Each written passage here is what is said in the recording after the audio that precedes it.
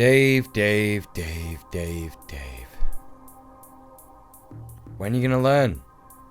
Dave Rubin has announced his pregnancy with his partner. Of course, Dave Rubin, if you don't know, is gay, and they have announced a surrogacy. I'm going to show you a bunch of tweets now, and holy fucking shit, this is just some of the most disgusting, homophobic shit I've ever seen in my life. So, content warning. From marriages between a man and a woman to this in just a few years. It too PragerU. Marriage is a union between two people. It was never man and woman. That was jumped on to legitimize discrimination against every other sexuality and pairing. To effectively gatekeep marriage. Not very Christian, eh? Jenny's very cool. What a cool person, Jenny. 24, therefore a man shall leave his father and his mother and hold fast to his wife, and they shall become one flesh. Genesis 2:24 ESV. That doesn't prove anything. That just says a man got married to a woman, not that a man has to marry a woman. Thou shalt not lie with mankind as with womankind. It is abomination. How does this help us win the culture war? And I've got a special message for you on this one, courtesy of this Twitter user. This is Milo Yiannopoulos commenting on Dave Rubin's pregnancy. Milo, who was once on Dave's show. Disgusting. They should both be executed. Poor kids. Love your show. I really do, but I have a huge problem with surrogacy. There are so many children eligible for adoption. Some of these comments are actually sounding a little turfy. A surrogacy is the use of a woman's body just like sex exploitation. It's emotionally draining and can be physically dangerous, but women do it because they're desperate. It's not a coincidence thing that a thriving surrogacy industry always takes place in poor countries. Like, that just straight sounds like a turf. It straight up sounds like a turf. No messing, no bones about it. Holy shit, I was right! And would you look at this, Charlie Morris here with the gender critical flag ribbon there, which basically means I hate trans people. Surrogacy is misogyny. Hey, isn't it weird that everyone who's been doing trans rights activism and anti-TERF activism over the last few years has been saying to you that eventually gender criticals and TERFs are going to come for the L, the G, and the B too? So what we're seeing here is Dave Rubin's reactionary audience that he himself has cultivated completely reject him and his partner in their queerness. This is an important thing to talk about. I know that most leftists know about Dave Rubin. Most of us know how funny it is that he gets things really, really wrong all the time and says hilarious things like this. I have to say that my brain is still in recovery mode from taking in so many high-level important ideas. The brain of a 25-year-old black man and the brain of a 25-year-old white man, what is it that they're doing that... Yeah, different sizes. Yeah. One of the things I'm hoping to do with my channel is to educate people who may not know what some of the right-wing figureheads are doing, where they've come from, why they are where they are. We'll get into all of that in a minute, and just how damaging it can be to have marginalized individuals on the right claiming to advocate for queer, trans rights, civil rights, black people's rights, indigenous rights, and also just kind of being conservative. It doesn't really match up. It's really fucked up to begin with, but let's try and break it down for people who don't really know what's going on here. This isn't the first time that Dave Rubin has been rejected by his audience and rejected by his peers for his queerness. A liberal homosexual says, well, you should accept my lifestyle. But if you say, well, I accept your lifestyle, I just don't want my kid to be one. Well, you're a... Well, wait a minute. I accept the fact that you want to be homeless. I don't want my kid to be homeless. I accept the fact that you... They hate Dave Rubin because he's a gay man with the wrong opinion. Dave Rubin is gay? No! He got a husband? I did not know. I was in his presence. I shook his hand. Ah! Extremely normal reaction to being in the same room and shaking hands with another human being. Extremely normal. Of course, this reaction on Twitter to him and his husband being pregnant is one of the more upsetting examples of Rubin desperately trying to be accepted by his audience. But also, let's not forget the one time he was desperate to be accepted by peer Ben Shapiro. So so if you wouldn't bake me a cake, that's okay. And now, because it's 50-50, I can't bake you a cake, which David's an incredible chef, and he would have done it kosher, the whole thing, man. Well, now I feel bad. He would have done it for you. You got me this close. Putting that aside, you can't have David's kosher cake now. If we were having an anniversary party, would you come? If I was inviting all the crew that we all know, and we were just an anniversary party, we're just having a party, and I'll even throw in some kosher food for you to make sure you don't have to bring your own food. You know, honestly, I'd have to think about it. But that's interesting to me, because that's a different thing. Would I go out to dinner with you? The answer is yes, right? Because that's not actually like, let's celebrate something that I feel that you're doing is sinful. Like, I'd bake you a cake that had nothing to do with a gay wedding. Right. And I would go to a party with you that has nothing to do with gay marriage. Would you bake me a regular cake? And these three things that I'm mentioning here are just small instances where Dave Rubin has not only been rejected by his peers, but also his audience. So why would Dave Rubin choose to be a conservative if he has all of these reactions from his friends and co-workers and his audience? There's a couple of reasons for this. First reason, money. Second reason, desire for acceptance. When you're a cis white queer person, you have a choice. You can try and blend into cis heteronormative life as much as you can and ignore the struggles that queer people and trans people have in their lives, or you can choose to get involved with those struggles and help people out and become an ally.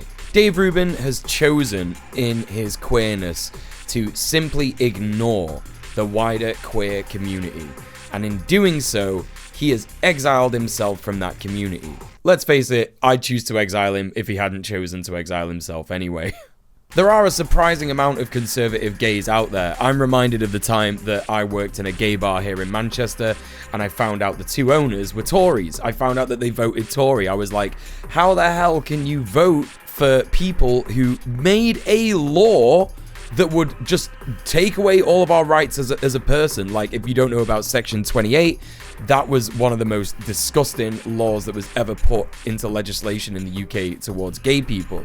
And these men that worked in this gay bar, that owned this gay bar, they are definitely old enough to remember those times. So why the fuck would you be a gay Tory? It just makes no sense, right? Well, here's the thing. Under capitalism, when you earn a certain amount of money, you are given a certain amount of privilege. And if you have that privilege, you can choose to ignore a lot of the struggles that other queers go through. For example, if you are cisgendered, if you are white, and if you are a man, you are already at the top of a couple of hierarchies there that prop up capitalism. You can use that privilege to ignore the struggles of other marginalized groups that have intersectional crossover points in that oppression. For example, BIPOC queers are a huge part of the queer world.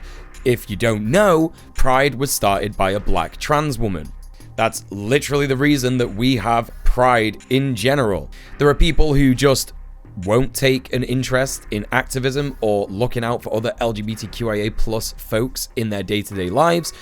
And there are people like Dave. And this is the most disgusting aspect of Dave Rubin's whole political persona. Not only does he not advocate for queer rights and trans rights, but he actually argues against them. This is what's known as a pick-me gay.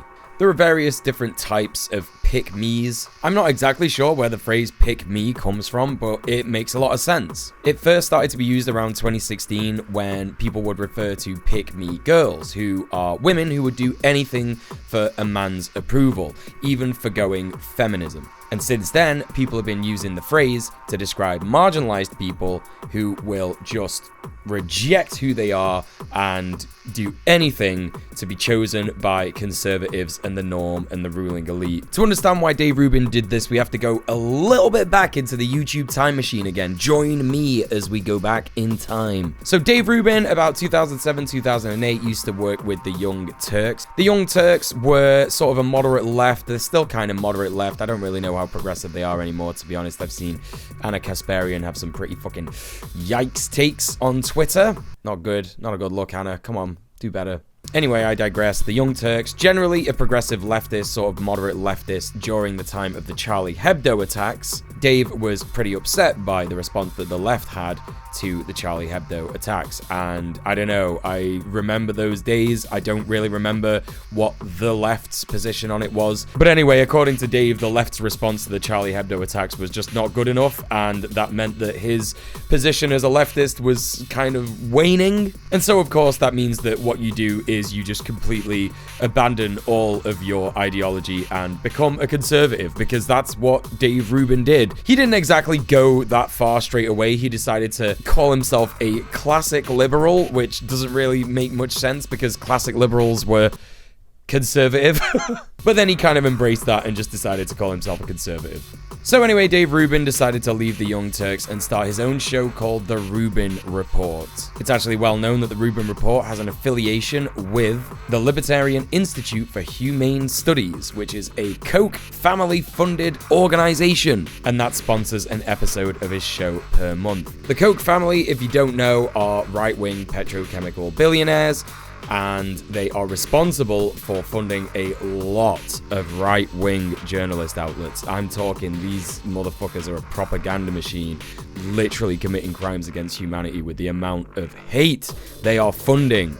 The Koch family has interestingly been linked to a lobby group that is desperately trying to get the UK Parliament to drop all masking measures. Rubin was also getting a lot of support on Patreon, where he was earning about 10 grand a month. However, following a ban of Sargon of Akkad, he and other right-wing shitheads like Jordan Peterson actually left Patreon. Then, in 2019, Glenn Beck allowed Dave Rubin to host his show on Blaze TV. Isn't it funny that Dave Rubin decided to become a pick-me gay despite all the horrific homophobic pushback that he's been receiving from his audience, from his peers, from literally everybody that he allies himself with now? Isn't it funny that he chose to do that and get all of this money? He actually gains a lot from being a pick-me and can probably ignore a lot of the oppression that he gets because he's got a huge house and lots of money. Now, it's quite funny. I was actually a little worried about doing this video because it's not really something that's going to get me a lot of views. It's not really something that's going to get me a lot of interest compared to last week's video.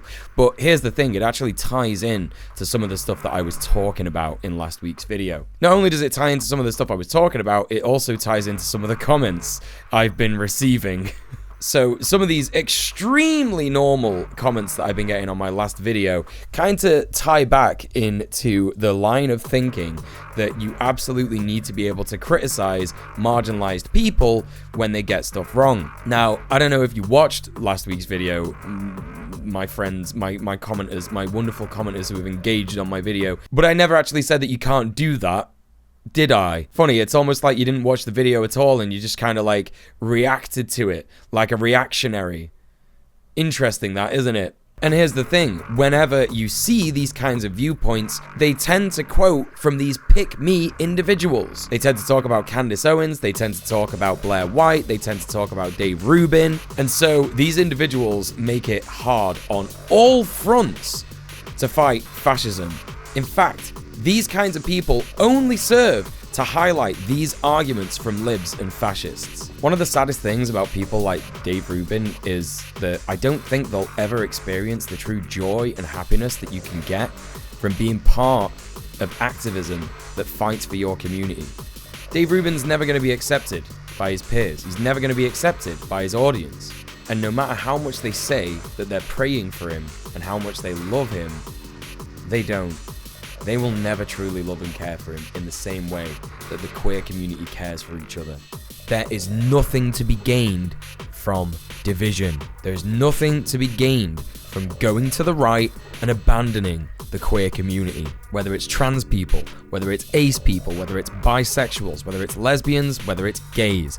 We are all in this together. The cis-heteronormative world doesn't like us. It doesn't want solidarity amongst queers because we are easier to remove when we're divided.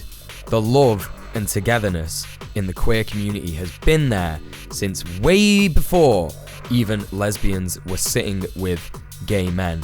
dying in hospitals in the 80s.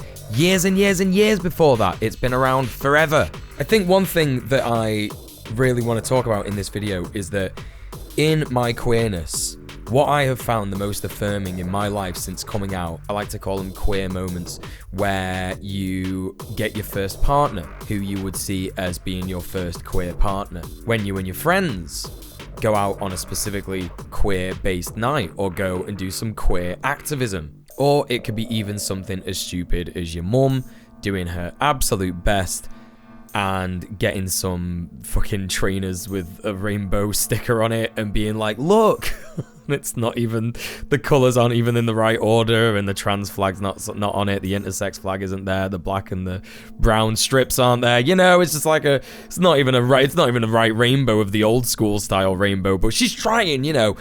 Those are queer moments, and they reaffirm your sexuality all the time, and it feels great, and that's the stuff that really makes us feel proud to be who we are. Sucky queer moments, of course, count, because we absolutely have to mourn our dead. We absolutely have to experience the grief and trauma that we go through on a daily basis for some people as queer people. It can be really upsetting just to see even all the anti-trans stuff if you are queer in any respect, because you know that they're coming for all of us when they come for trans people. Any queer person worth their salt knows that an attack on one of us is an attack on all of us. And I want to include in my videos as much as I can a call to action that isn't just like and subscribe or donate to my Patreon. On Red Planet in a couple of weeks, we are having a guest on to talk to us about Queer Care. Queer Care is a trans feminist autonomous care organisation providing training, support and advocacy for trans and queer people in the UK and further afield. They focus on building communities which can care for themselves, providing them with the resources to do so, from legal support to medical equipment. They also work to link local advocacy and support workers with people who need these services, as well as covering expenses, and hopefully soon, wages, for advocates at appointments. Please, please, please go to the website. The link will be in the description below. Donate if you can. Share the word. Follow them on Twitter. Queer Care are doing some absolutely incredible work, and I can't wait to talk with the representative that we're going to speak to on Red Planet in a couple of weeks. I've mentioned very briefly a couple of other people, a couple of other reactionary conservatives in this video. For example, Blair White and Candace Owens. And there are two creators that I want to shout out for you to go and check out. Go and check out Samantha Lux's video on Blair White. Absolutely phenomenal. I love Samantha. She's fucking well good, proper funny. And the one and only Benjamin Dixon. Please go and show some love to Ben Dixon. He does a video on Candace Owens when she was debating Cornel West on Fox News. Both incredible creators. Go and show them some love. Just a couple of final thoughts on this whole sorry topic, and that is that queerness is about rejecting cis-het normative life. It's about fighting against the norms that have been put in place by colonial settler capitalism. When you listen to indigenous voices, they speak about how white colonial settlers were desperate to put things in boxes. This is where whiteness comes from. This is where the sort of hierarchies that we talk about come from. This is where the patriarchy comes from. You'll see all throughout history that colonial white settlers are desperate to put things in order, to categorize things, to make sure that everything is in its own special little box so that you can analyze it and make sure that it's controlled. Whereas in reality, these things are all on a spectrum.